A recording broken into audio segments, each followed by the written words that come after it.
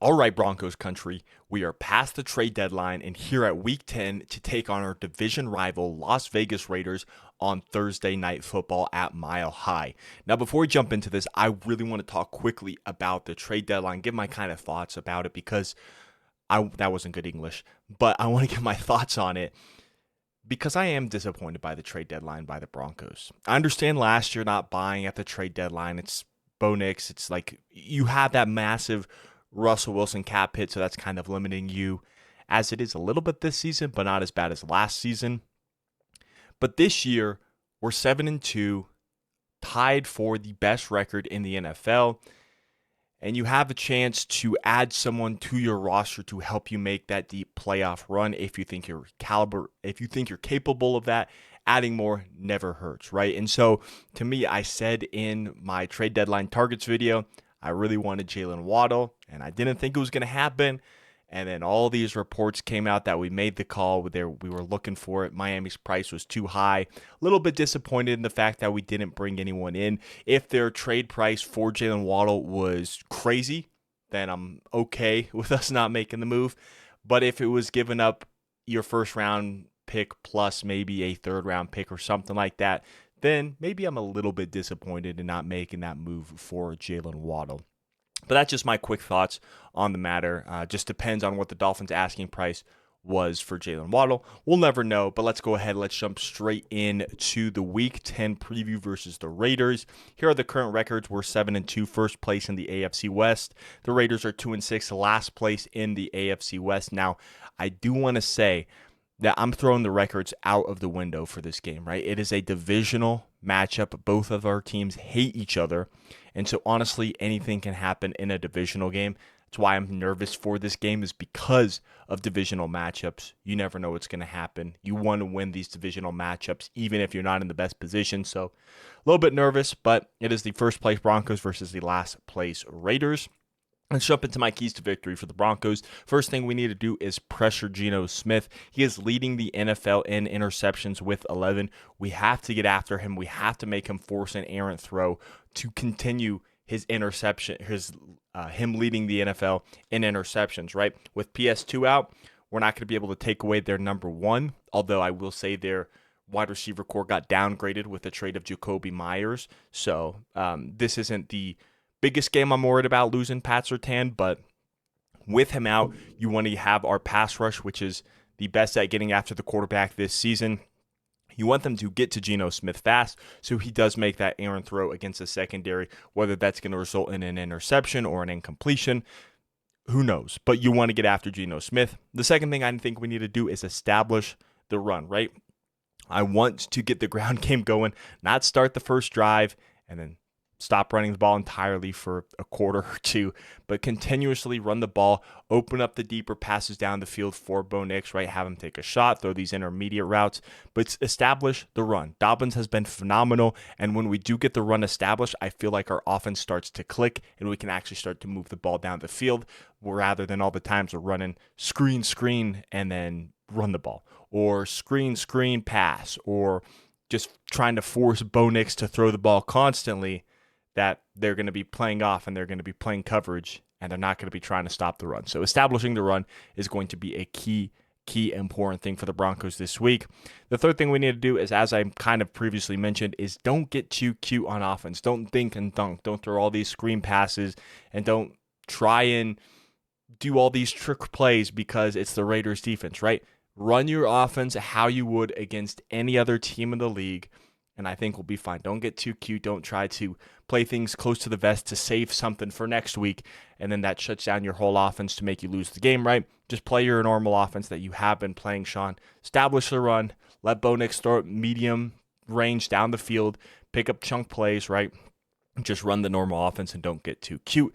And then the fourth thing is what we Bronco fans have been asking for all season is we need a strong special teams game from Darren Rizzi, right? No miscues on punt and kick returns, right? Don't muff the punt. Don't have these stupid penalties. Don't allow these big returns. Don't allow blocks on field goals. All these things have happened to the Broncos this season, and we have to eliminate them from the game if we want to make a deep run and we want to continue this winning streak. So let's take a look at the injuries for the Broncos. There's a lot of Broncos on the list. Jonathan Cooper, John Franklin Myers, DJ Jones, Brandon Jones, all of them have those injuries you can see, but I do expect them to play. PJ Locke is questionable with a neck injury. Marvin Mims is out with a concussion, and I said it in last week's video, and I'll say it again. This is a big loss, not only in terms of the offense, but in the special teams, which we saw last week when Michael Bandy had to come in to field some punts, and he muffed a punt, which gave the Texans a free 3 points right before halftime. So Marvin Mims missing the game is not only taking out a gadget type of player from your offense, but taking away one of the best returners in the NFL. Riley Moss has an ankle injury, and Will Lutz was sick the other day, but I do expect both of them to play. Nate Atkins is out another game with a knee injury, and then, of course, Pat Surtain is out with that pec injury. So we'll see what happens. He's coming off of the mini bye, right? Obviously, after this game, you're going to have Friday, Saturday, Sunday, and you can even maybe potentially Monday. I don't know how their schedule is going to work and the days that the Broncos get off. But then you're going to be preparing for the Chiefs. You got longer to do that. So we'll see if Pat Surtain can come back for that game. I'd expect him to come back after the bye week for the Commanders game, but we'll see what happens there. In terms of the Raiders injuries, Thomas Booker has an oblique injury. Brock Bowers has a toe injury, but he is back. He looked fantastic last week, scoring 3 touchdowns. We'll talk about him here in a little bit. Lonnie Johnson has a fibula injury. He's questionable. Quarterback Aiden O'Connell is out with a wrist injury, and safety Isaiah Polomau is questionable with a hip, and Adam Butler is questionable with a back injury. Looking at the head coaching matchup, it's 2 veteran head coaches. Sean Payton, in his 3rd year with the Broncos, has a .623 win percentage with 177 wins. And Pete Carroll is in his 1st year with the Raiders. All time, he has a .577 win percentage, but this year it is not looking good for Pete. Let's look at and by the way, this doesn't include college for Pete Carroll because he was a long time. He was with Stanford for a while, has some history coaching college, so this is just his NFL head coaching record. For the coordinators, our OC is Joe Lombardi, our defensive coordinator is Vance Joseph, and our special teams coordinator is Darren Rizzi. For the Raiders, they got Chip Kelly as their offensive coordinator, Patrick Graham as their defensive coordinator, and old friend Tom McMahon as their special teams coordinator. What I remember is from Tom McMahon is we got Marquette King over from the Raiders. He was the special teams coordinator, and then he told King to change how he punted, and he started to struggle after that, and so we got rid of Marquette King, which was an unfortunate thing. I thought King was still fine, just Raiders or McMahon as a special teams coordinator kind of caused him to go on that downhill spiral, but what can you do? Moving on to the quarterback play, we got Bo Nix here in his 9 games. He's completed 197 passes on 322 attempts. That's a 61.2% completion percentage. He's thrown for 1,900 yards, 17 touchdowns, 6 interceptions with a rating of an 88.5. I'm hoping Bo doesn't throw a silly interception this game, right? That's started to happen over the past couple of games, right? Last week it was I can't remember who was it Kalen Bullock who intercepted the pass?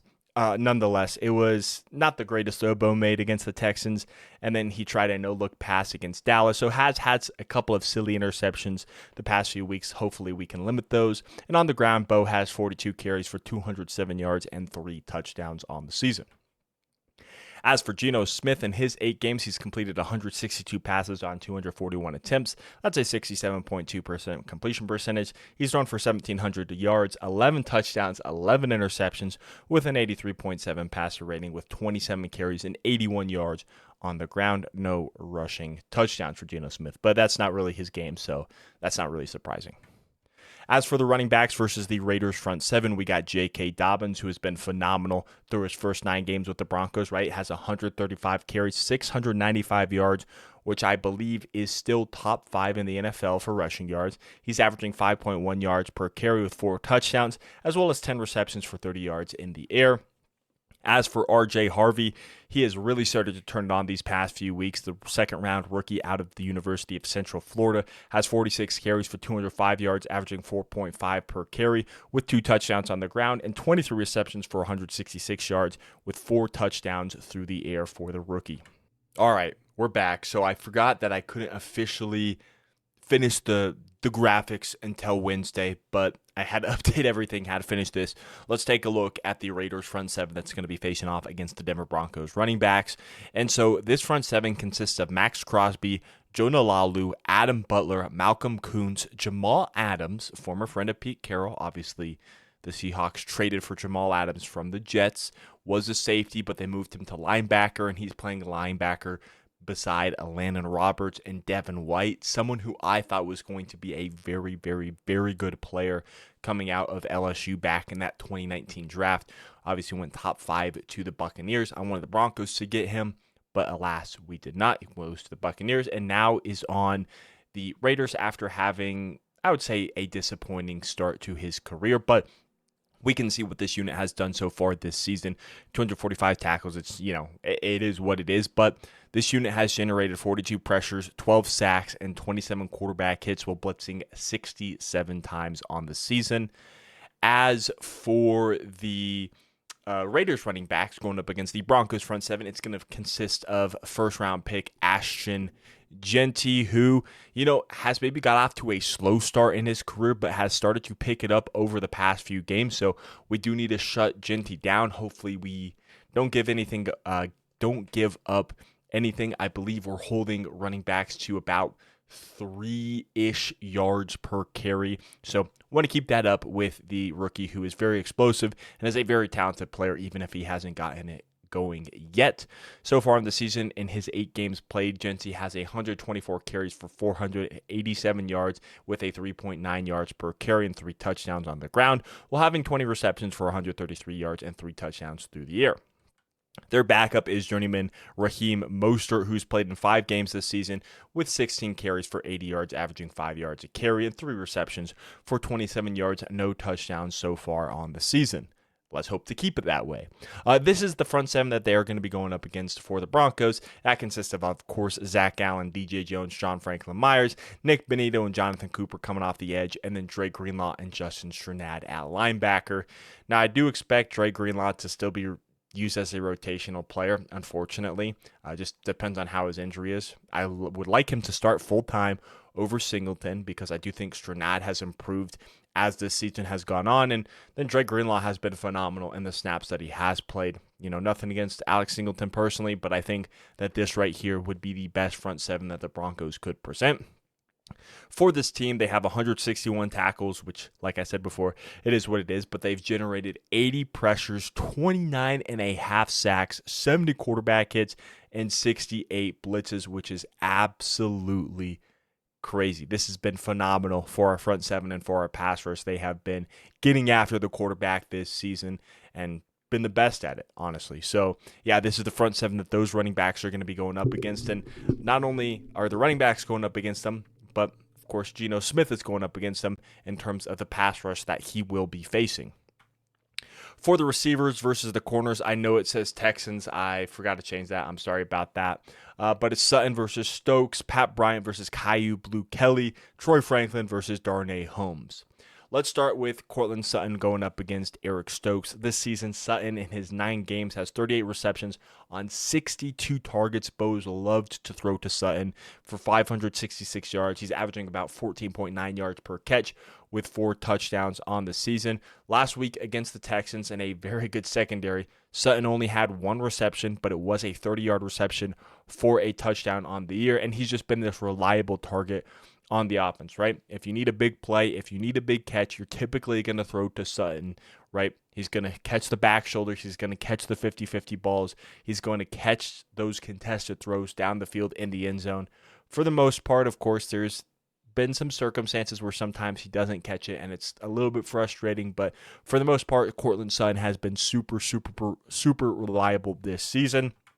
As for Eric Stokes, he is the former first-round pick by the Green Bay Packers back in 2021 out of Georgia. When we drafted Surtain, the Packers drafted Stokes out of Alabama, and he is a very, very fast corner. So the speed is that's his exciting trait. I would say he can keep up with most receivers. So far this season, he's been phenomenal for the Raiders, right? Allowing 11 completions on 23 targets thrown his way for a 40.8% completion percentage and 81 yards through the air. Only has missed 1 tackle defending 3 passes. He has been, honestly, pretty solid for the Raiders this season. As for the receiver number 2 for the Broncos, it's going to be Pat Bryant with Marvin Mims going out, right? I mentioned it last week. Pat Bryant is an excellent blocker, but he's been a really, really solid target. And honestly, maybe the most reliable target. I can only remember one drop by Bryant this season, and that's not to say he doesn't have more. I could be misremembering, but I only remember one drop. He has had some of the most sure hands for the Broncos this season, right? In his 9 games, he has 9 receptions on 17 targets for 106 yards, averaging about 11.8 per catch, and of course does have that 1 touchdown on the season. Hoping to make it 2 and increase that number for the rookie out of Illinois. He'll be going up against Caillou Blue Kelly, someone who I liked a few years back coming out of Stanford at the cornerback position, but has struggled this year, right? Allowing 24 completions on 36 targets his way for a 66.7% completion percentage. He's given up 243 yards through the air and allowed a pass rating of 114.4 when throwing his direction. He has missed 2 tackles, but that happens with the cornerback position. Some are really good at tackling and some aren't, and honestly, 2 for the amount of snaps that he has gotten isn't horrible, right? A 6.3 missed tackle percentage. That's not alarming. So I wouldn't raise too many concerns at that. He has allowed 2 interceptions, though, while recording 0 interceptions, and has defended 3 passes on the season. As for the slot wide receiver, that's going to be Troy Franklin this week. And on the season, he has 37 receptions on 64 targets for 385 yards, averaging 10.4 a catch with 4 touchdowns on the season. And it kind of just feels like a wave with Troy Franklin, right? He has these really high highs, and then sometimes it seems he disappears for a game or two. And that's not necessarily on Troy Franklin, right? That could be on the game plan, Bo Nix throwing to other receivers. But you think back to the Colts game, Troy Franklin was excellent. You think back a couple weeks ago versus the the Cowboys, he was phenomenal. But sometimes it feels like, where did Troy Franklin go? There have been some miscues, right? 1 catch, he didn't hold on to possession and didn't get both feet in bounds, which was unfortunate. There's a couple times you would like him to lay out and catch a pass. But for the most part, I've really liked what Troy Franklin has done, and I like how Troy Franklin is developing. I do think he is showing flashes, and he's becoming that wide receiver 2, honestly, and has that potential to be the wide receiver 1 in the distant future, right? Not saying that's now, but I do like how Troy Franklin has been developing this season, and I'd like him to be more consistent. Would like to see him get more consistent targets as the year goes on, and specifically in this game, just to help Bo Nix out, right? Spread the football around. Don't just throw to Sutton, throw to Ingram, spread it out, right? Throw to Sutton, throw to Ingram, throw to Franklin, throw to Pat Bryant. But that's just kind of my complaint. Really like what Franklin has done so far on the season, and all the stuff that I kind of mentioned is just minor, but do like what Franklin has done on the season. He's going up against Darnay Holmes, who has allowed 15 completions on 20 targets for a 75% completion percentage, given up 77 yards through the air with a 110 passer rating, has missed 1 tackle, whatever, has given up a touchdown, no interception. It's bound to happen to most corners, giving up touchdowns. So I'm not reading too much into it. It's more the completion percentage that I would be looking at, right? 75% completion when targeted. So I'd be looking that way to whoever he's matched up against in the slot. Not saying it's going to be Franklin, just easier for graphic-wise, but Darnay Holmes will be their slot corner this week. As for the tight end position for the Broncos, it's Evan Ingram, and would like to see him get more involved, right? 8 games, 26 receptions for 215 yards, 1 touchdown. Would like to see Evan Ingram used a little bit more.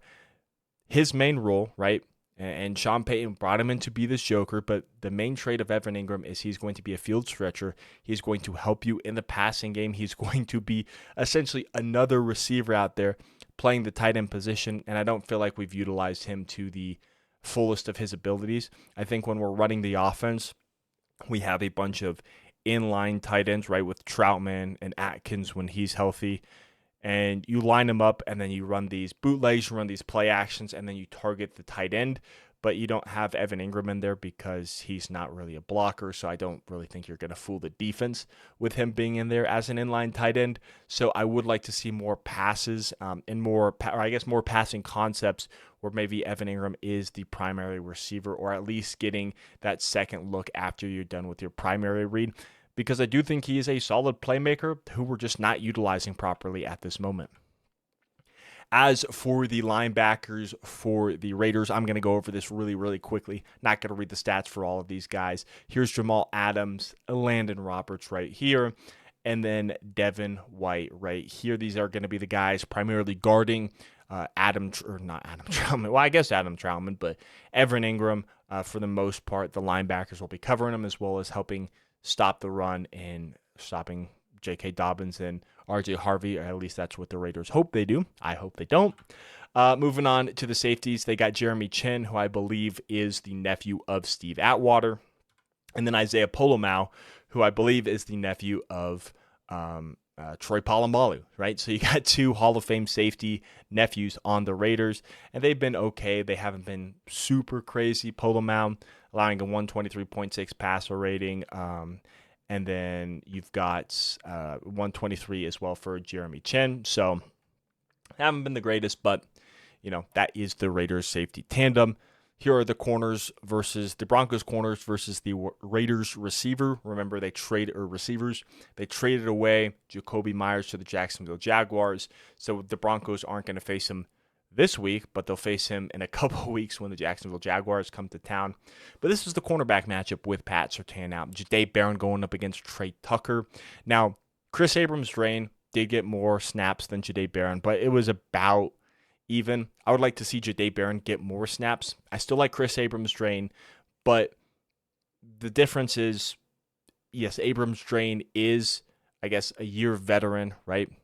Being drafted 1 year before, but Abrams-Draine was drafted in the 5th round. Barron was your first-round pick this year. So I'd like to see Jahdae Barron playing a little bit more. Then you got Riley Moss, who's still kind of that CB1. I guess he's the CB1 now with Pat out, but can't play the CB2 role. Want to see Barron and Moss on the boundaries. And then you got Jaquan McMillan, who's just doing his thing from the slot. He's been fantastic. For the Raiders, you've got Trey Tucker, Tyler Lockett, who will be seeing for a second time. Saw him on opening weekend when he was with the Titans. And then Jack Besh is jumping into the top 3 with Jacoby Myers being traded to the Jacksonville Jaguars. For Trey Tucker this season, he has 32 receptions, 427 yards, and 4 touchdowns, averaging 13.3 per reception. Honestly, he's been really solid and really sneaky good, and I haven't heard a lot of people talk about Trey Tucker. He's been dynamic, and he's really shown what he had at Cincinnati, right? It was him and Alex Pierce, right? It was Alex Pierce at Cincinnati. I think those were the two receivers from Cincinnati, and Trey Tucker is really starting to come along, but he's going up against Jahdae Barron, who has been phenomenal in his limited snaps, and then starting last week against the Texans when he had to start full-time and jump in and get a lot more snaps. He's been really solid, right? Only allowing 7 completions on 15 targets his way, which is a 46.7% completion percentage. Has only given up 36 yards through the air with a passer rating of a 76.4 when targeted. Has missed 3 tackles, which really wasn't in his MO in college. It is a limited sample size, so I do expect that number and percentage to go down as Barron gets more snaps. Has given up 2 touchdowns on the season, but does have his first career interception, which did come against Dak Prescott, and has defended 3 passes on the season. As for Tyler Lockett, this is what he has done so far this season with the Raiders and Titans. 10 receptions for 70 yards, averaging 7 per reception. No touchdown. Has started to decline. Isn't the same Tyler Lockett that was in Seattle. But he is still a playmaker from the slot, so I would keep an eye out from him or for him. But yeah, he's not the same Tyler Lockett as in Seattle. Then he's going to be going up against Riley Moss, who is someone who I have been very, very critical on at least through the start of the season. But last week I said I've been wrong on Riley Moss, and he's really played solid. I think the biggest thing is the allowing 362 air yards, because of course most of the time he plays across Pat, so he's going to get targeted a lot more, is going to give up those bigger catches, but honestly has been really solid, right? Allowing 32 completions on 61 targets, which is a 52.5% completion percentage. And that's a very large sample size, right? 61 targets through 9 weeks is crazy. But Riley Moss has held his own, allowing a 86.2 passer rating, only missing 1 tackle. Has surrendered 2 touchdowns so far in the season, defended 10 passes. But Riley Moss, he has been solid. Does give up some big completions sometimes, but overall has been really solid for the Broncos. And I owe Riley Moss a big apology. As for the third guys going in the slot here, it's going to be Jack Bech, the rookie out of TCU. In his 8 games, has 7 receptions for 73 yards, averaging 10.4 per carry. But I would expect his usage rate to increase, obviously, with Jacoby Myers leaving town. He's going up against Jaquan McMillan, who has really just done his thing in the slot. I think when you look at the Broncos corners, everyone is getting talked about. And then Jaquan McMillan's just there doing his thing, right? You got Pat Surtain, the reigning defensive player of the year. Everyone talks about him. Then you got Riley Moss, everyone, including myself, being critical on him with what he's done. You got Jahdae Barron, the rookie first-round pick. A lot of people talking about him. And some people have been, underwhelmed with how Chris Abrams-Draine has performed this season after how he started last season. And then Jaquan McMillan has just been in here doing his thing, playing fantastic out of the slot, right? Allowing 23 completions on 40 targets for a 57.5% completion percentage, giving up 109 yards with an 81.2 passer rating when targeted, with 4 missed tackles, has surrendered 1 touchdown, defended 4 passes, but McMillan has been awesome from the slot. As for the Raiders tight end, it's Brock Bowers, and he's the best tight end in the league, in my opinion. It's between him and Trey McBride, and came back from an ankle, or what was it? I think it was still the toe injury that he's listed for, but he officially came back from injury last week. I have him on multiple fantasy teams, and he went off. He was awesome with 31 receptions on 40 targets for 352 yards, averaging 11.4 per catch, and 3 touchdowns, all 3 of which came last week versus the Jacksonville Jaguars. So Brock Bowers was fantastic. He was excellent. My hope is with Pat Surtain out, if Pat Surtain was playing in this game, I would line him up against Brock Bowers 100%. But as it stands, I would have Dre Greenlaw playing with Brock Bowers because I'm nervous. I think that Brock Bowers could really mess our day up. He's our number 1 weapon on this team, right? All respect to Genty and all respect to their receivers. Brock Bowers is their number 1 weapon, so we have to shut Brock Bowers down by any means necessary. But yeah, like I said, I hope he goes up against Dre Greenlaw. Limited sample size so far this season, but has 14 tackles, has been targeted twice, hasn't allowed a completion, which is a 39.6 passer rating. Dre Greenlaw has been phenomenal. I would match him up with Brock Bowers, right? Still going to maybe be a little bit of a mismatch. It's tough. Brock Bowers is just super big, super fast, super athletic. It's going to be hard to cover him, but the Broncos absolutely need to shut him down if they want to win this game. As for Stranad this season, he has got better and better and better as it's gone on, right? Has 37 tackles, allowed 9 completions on 13 targets, which is a 69.2% completion percentage, giving up 34 yards through the air with a 58.8 passer rating when targeted. Has 2 missed tackles, and of course has that huge interception which came against Jackson Dart to help the Broncos come back, score 33 points in the 4th quarter, and win that awesome game in the 4th. As for the safety combination of Brandon Jones and Talanoa Hufanga, they have been fantastic. You can see what Brandon Jones has done, a 47.1 passer rating completion percentage with a 57.1 passer rating targeted. Has the interception against Justin Herbert, 6 passes defended. Brandon Jones has been phenomenal. Same thing with Talanoa Hufanga, who has allowed 17 completions on 31 targets, which is a 54.8% completion percentage, a passer rating of a 84.3 when targeted, 1 forced fumble. Hufanga has just been everywhere, right?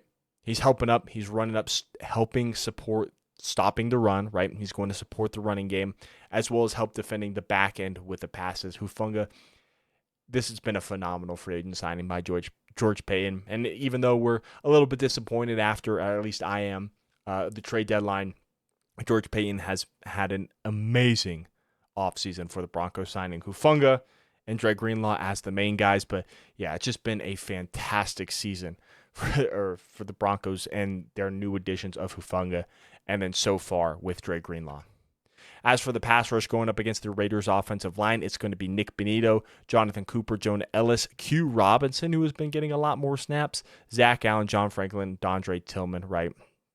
You got Zach Allen, John Franklin Myers coming in from the interior, and then the rest of the guys are edge rushers, but you can see what they have done so far on the screen. Then they're going up against a Raiders offensive line, which consists of Stone Forsythe, Dylan Parham, Jordan Meredith, Jackson Powers Johnson, and DJ Glaze. They are missing their best lineman and tackle, Colton Miller, so that is something to watch out for. But so far, this unit this season has allowed 21 sacks on 73 blitzes. They've allowed Geno to be hurried 6 times and hit 17 times. Geno has been pressured on 44 of his dropbacks, which is 16.2% of all of his dropbacks. As for the Raiders pass rush, they are consisting of one less player than the Broncos, so I do acknowledge that. But that's going to be Max Crosby, Malcolm Koonce, Tyree Wilson, Charles Snowden, Jonah Laulu, and Thomas Booker. You can see what they have generated so far on the season. And then they're going up against a really phenomenal Broncos offensive line. It will be interesting to see what happens with Ben Powers because he is eligible to return from IR, I believe. So we'll have to see what happens next week versus the Chiefs or what happens after the bye week. But Alex Palczewski has filled in phenomenal at that left guard position. The rest of the offensive line is Garrett Bowles, Luke Wattenberg, Quinn Miners, and Mike McGlinchey. And this season, they've only allowed Bo to be sacked 9 times, and I do know some sacks are on the quarterback, but still, 9 sacks allowed is really great. Then they faced 54 blitzes on 25 hurries. Bo's been hit 20 times and pressured on 54 of his dropbacks, which is 15.5% of all of Bo's dropbacks. Looking at the special teams, Will Lutz is 11 for 13, which is an 84.6% accuracy. Of course, one is a big miss against Indianapolis, and then the second one was blocked last week versus Houston, but he has made all 22 of his extra points this season. Then they got Daniel Carlson, who has struggled in recent years, going 12 for 15 this season for an 80% field goal accuracy, which is still okay, but you kind of want to be hitting around 90%. Although I will say 15 field goals attempted, I would say, is that kind of I don't know. I feel like that's still a small sample size. Will Lutz only has 13 field goals. I would say that's kind of small, but maybe not. And then he has made 10 of his 11 extra points for a 90.9% completion or accuracy percentage. Then you got RJ Harvey returning kicks, which is 14 kicks for 318 yards, no touchdowns. And then Michael Bandy, who returned 4 punts for 30 yards and did muff 1 punt last week, which I'm surprised it has been Bandy, or it was Bandy last week. I know they elevated him, but I'm surprised it wasn't Riley Moss, who I've seen, honestly, in pregame, I've seen Riley Moss fielding punts with RJ Harvey, but I'm honestly surprised it wasn't Trent Sherfield, who they put back there to return kicks. That's just me. But obviously, I'm not a coach. Did surprise me, but we'll see. Michael Bandy might return punts. Maybe it's Sherfield. Maybe it's someone else. We will have to see. As for the Raiders, they got Trey Tucker, who's returned 5 punts for 45 yards, no touchdowns, and 1 kick for 23 yards, no touchdowns. And Raheem Mostert, who's returned 13 kicks for 421 yards and no touchdowns.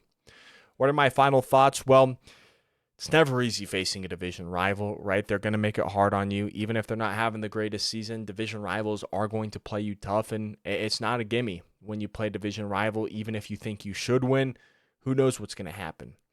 With that being said, I do think the Broncos do win. I think if there is one big problem, it is going up against Brock Bowers, right? I think he could really ruin our day, but at the end of the day, we have one of, if not the best defense in the entire league.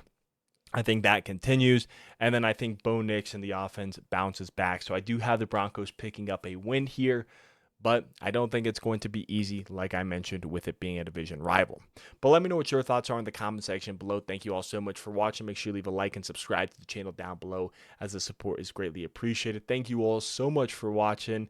Can't wait to watch this Thursday night game in person. And yeah, my name is Parker, and I will catch you in the next one. Peace out.